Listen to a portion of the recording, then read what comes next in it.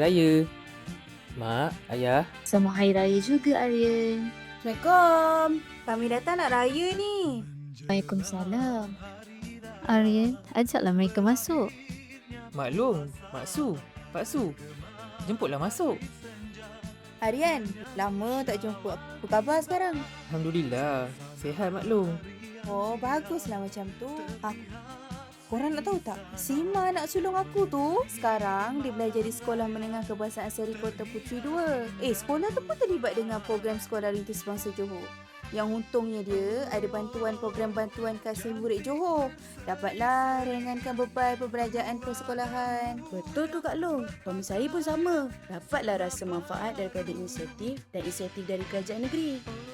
Sejak dia ikut program bawah Perbadanan Usahawan Johor, bukan main semangat lagi dia berniaga. Siap ada kursus, khidmat nasihat, bantuan modal dan geran untuk usahawan baru.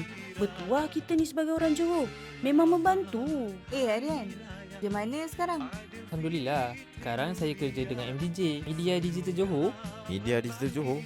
Apa tu Aryan? MDJ tu Jabatan Kerajaan Negeri dalam menyampaikan maklumat tentang inisiatif kerajaan yang sahih, tepat dan pantas. Apa yang Mak Long dan Mak Su cerita tadi tu semuanya ada di platform media sosial kami. MDJ kan ada dua ekor utama, Neo dan Nia. Neo ditugaskan untuk menangkis segala maklumat palsu, manakala Nia pula mencari maklumat yang sahih untuk dikongsi kepada bangsa Johor. Betul. Selain pendidikan dan keusahawanan, ada pelbagai inisiatif yang disediakan oleh kerajaan negeri untuk rakyat Johor. Termasuk bantuan kasih Johor. Semuanya ada kami kongsikan. Sebab itu pentingnya untuk follow media sosial kami. Di situ ada maklumat inisiatif yang sahih, tepat dan pantas supaya tidak tertipu dengan berita dan maklumat palsu. Terutama pujuk rayu dan desakan skamer. Hebatnya! Baguslah macam tu. Senang maksud nak rujuk. Lebih-lebih lagi pasal informasi negeri Johor lepas ni. Sudah satu bualnya.